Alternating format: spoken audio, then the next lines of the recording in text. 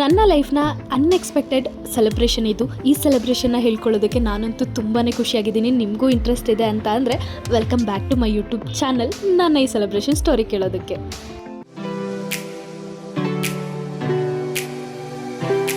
ಇವತ್ತಿನ ನನ್ನ ಈ ವಿಡಿಯೋ ನನಗೆ ತುಂಬಾ ಸ್ಪೆಷಲ್. ಯಾಕೆ ಅಂತ ಅಂದರೆ ಈ ಒಂದು ಸೆಲೆಬ್ರೇಷನ್ ಜಸ್ಟ್ ನನ್ನ ಬರ್ಡೇ ಅಷ್ಟೇ ಅಲ್ಲ, ನನ್ನ ಇನ್ಸ್ಟಾ ಫ್ಯಾಮಿಲಿಯಲ್ಲಿ ನನಗೆ 20K ಫಾಲೋವರ್ಸ್ ಕಂಪ್ಲೀಟ್ ಆಗಿರೋವಂಥ ಸೆಲೆಬ್ರೇಷನ್ನು ಕೂಡ ನನ್ನ ಫ್ಯಾಮಿಲಿ, ನನ್ನ ಸಿಸ್ಟರ್, ನನ್ನ ಹಸ್ಬೆಂಡ್ ಹಾಗೆ ನನ್ನ ಕಸಿನ್ಸ್ ಎಲ್ಲ ಸೇರಿ ಸೆಲೆಬ್ರೇಷನ್ ಮಾಡ್ತಾಯಿದ್ರು. ಲಿಟ್ರಲಿ ಅವ್ರಿಗೆಲ್ಲ ಥ್ಯಾಂಕ್ ಯು ಸೋ ಮಚ್. ಯಾಕೆ ಅಂತ ಅಂದರೆ ಇದು ನನಗಂತೂ ಫುಲ್ ಅನ್ಎಕ್ಸ್ಪೆಕ್ಟೆಡ್. ನಾನು ಎಕ್ಸ್ಪೆಕ್ಟ್ ಕೂಡ ಮಾಡಿರಲಿಲ್ಲ. ನಿಮ್ಗೆ ಅನಿಸ್ಬೋದು, ಅಯ್ಯೋ ನೀವು ಅದೇ ಮನೇಲಿರೋದು, ಅದೇ ಮನೇಲಿ ಸೆಲೆಬ್ರೇಟ್ ಮಾಡಿದರೆ ನಿಮಗೆ ಗೊತ್ತಿಲ್ಲ ಅನ್ಎಕ್ಸ್ಪೆಕ್ಟೆಡ್ ಅಂತ ಹೆಂಗೆ ಹೇಳ್ತೀರಾ ಅಂತ. ನಿಜವಾಗ್ಲೂ ಇದು ಅನ್ಎಕ್ಸ್ಪೆಕ್ಟೆಡ್. ಯಾಕೆ ಅಂತ ಅಂದರೆ ಹಿಂದಿನ ದಿನ ನನ್ನ ಬರ್ಡೇ ಇದ್ದಿದ್ದು, ಓಕೆನಾ. ಸೊ ನೆಕ್ಸ್ಟ್ ಡೇಗೆ 20K ಸೆಲೆಬ್ರೇಷನ್ ಮತ್ತು ಇದು ಎರಡೂ ಒಟ್ಟಿಗೆ ಮಾಡೋಣ ಅಂತ ಹೇಳಿ ಅವರೆಲ್ಲ ಪ್ಲ್ಯಾನ್ ಮಾಡಿದ್ರು, ನನ್ನ ಹಸ್ಬೆಂಡ್ ಹಾಗೆ ನನ್ನ ತಂಗಿ. ನನಗೆ ನಿಜವಾಗ್ಲೂ ಗೊತ್ತಿರಲಿಲ್ಲ. ನನ್ನ ಬರ್ಡೇ ಇಷ್ಟೇ ಮುಗೀತಲ್ವ ಅಷ್ಟೇ ಅಂದ್ಕೊಂಡು ನಾನು ಸುಮ್ಮನೆ ಇದ್ದೆ. ಬಿಕಾಸ್ ನನಗೆ 20K ರೀಚ್ ಆಗೋದಕ್ಕೆ ಇನ್ನೊಂದು 100-200 ಬೇಕಾಗಿತ್ತು, ಓಕೆನಾ. ಸೊ ಅಷ್ಟು ಕಂಪ್ಲೀಟ್ ಆದಮೇಲೆ ಎರಡೂ ಒಟ್ಟಿಗೆ ಮಾಡ್ಬೋದು ಅಂತ ಹೇಳಿ ನಮ್ಮ ಅಣ್ಣ ಆಗಿರ್ಬೋದು, ನನ್ನ ಹಸ್ಬೆಂಡ್ ನನ್ನ ತಂಗಿ ಎಲ್ಲರೂ ಪ್ಲ್ಯಾನ್ ಮಾಡಿಕೊಂಡು, ಮೀನ್ಸ್ ಎಲ್ಲರೂ ಒಂದೊಂದನ್ನು ವಹಿಸ್ಕೊಂಡಿದ್ರು.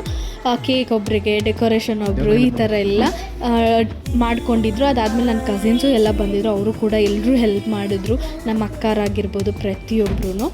ಸೊ ಅವರೆಲ್ಲರೂ ಸೇರಿಕೊಂಡು ಈ ಸೆಲೆಬ್ರೇಷನ್ನ ಮಾಡಿದರು. ಆ ಟೈಮಲ್ಲಿ ನನ್ನನ್ನು ನಮ್ಮ ಅಣ್ಣನ ಮನೆ ಕಳಿಸ್ಬಿಟ್ಟಿದ್ರು. ನಂಗೆ ಲಿಟ್ರಲಿ ಇಲ್ಲಿ ಏನು ನಡೀತಾ ಇದೆ ಅಂತಲೇ ಗೊತ್ತಿರಲಿಲ್ಲ.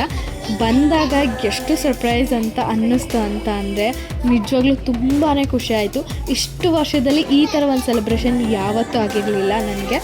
ಆ್ಯಂಡ್ ಆಲ್ಸೋ 20K ಸೆಲೆಬ್ರೇಷನ್ನ ಜೊತೆಲಿ ಮಾಡಿದ್ದು ನಂಗೆ ತುಂಬಾ ಖುಷಿ ಆಯಿತು.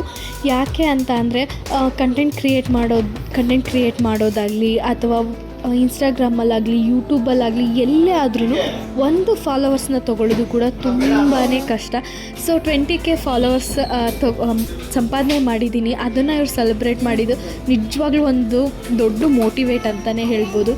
ಈಗ 20,000 ಒಂದು ಇನ್ಸ್ಟಾ ಫ್ಯಾಮಿಲಿನ ಸಂಪಾದನೆ ಮಾಡಿರೋ ನಾನು ನಾಳೆ ಇನ್ನೂ ದೊಡ್ಡದಾಗಿ ಸಂಪಾದನೆ ಮಾಡ್ಬೋದು ಅಂತ ನನಗೆ ಅದನ್ನು ಮೋಟಿವೇಟ್ ಮಾಡೋದಕ್ಕೆ ಹೆಲ್ಪ್ ಮಾಡುತ್ತೆ. ಸೊ ನಂಗೆ ತುಂಬಾ ಖುಷಿ ಆಯಿತು. ಆ ಖುಷಿನ ಹೇಳ್ಕೊಳ್ಳೋದಕ್ಕೆ ಸಾಧ್ಯ ಇಲ್ಲ. ಆ್ಯಂಡ್ ನನ್ನ ಕಸಿನ್ಸ್ ಎಲ್ಲ ಬರ್ತಾರೆ, ಇವರೆಲ್ಲರೂ ಬರ್ತಾರೆ ಇದಕ್ಕೆ ಅಂತ ಕೂಡ ನನಗೆ ಐಡಿಯಾನೇ ಇರಲಿಲ್ಲ. ಎಲ್ಲರೂ ಕೂಡ ಬಂದಿದ್ರು. ಅವರೆಲ್ರಿಗೂ ತುಂಬಾ ಥ್ಯಾಂಕ್ಸ್. ನಂಗೆ ತುಂಬ ಖುಷಿ ಆಯಿತು.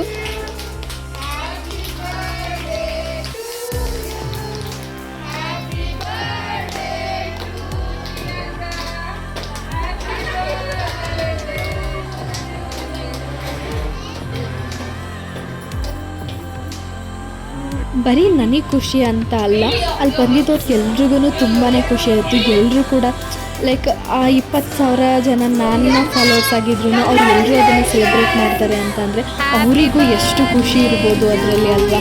ಸೊ ಈ ಸೆಲೆಬ್ರೇಷನ್ಸ್ ಆಗಲಿ, ಕೇಕ್ ಆಗಲಿ, ಹಾಗೆ ಅವ್ರಿಗೆ ತಂದಿದ್ದ ಗಿಫ್ಟ್ಸ್ ಆಗಲಿ ಎಲ್ಲ ಎಷ್ಟು ಮೋಟಿವೇಟೆಡ್ ಅಲ್ಲ.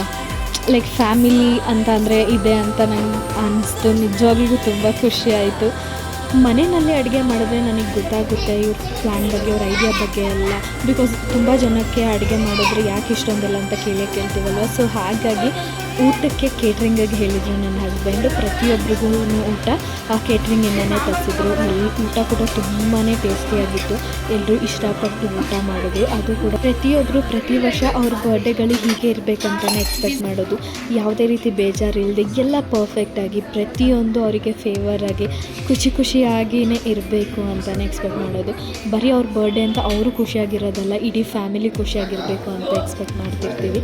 ಸೊ ಆ ಎಕ್ಸ್ಪೆಕ್ಟೇಷನ್ ನನಗೆ ಈ ವರ್ಷ ನನ್ನ ಬರ್ಡೇಲಿ ಫುಲ್ಫಿಲ್ ಆಯಿತು ಅಂತಲೇ ಹೇಳ್ಬೋದು. ಇಡೀ ಫ್ಯಾಮಿಲಿ ಇತ್ತು, ಪ್ರತಿಯೊಬ್ಬರು ಕೂಡ ಬಂದಿದ್ದರು. ತುಂಬ ಖುಷಿಯಾಗೋಯಿತು ನನಗೆ. ಈ ರೀತಿಯ ಒಂದು ಬರ್ಡೇನ ಸೆಲೆಬ್ರೇಟ್ ಮಾಡ್ಕೊಳ್ಳೋದಕ್ಕೆ ಇಷ್ಟು ವರ್ಷ ಆಯಿತು ನನಗೆ.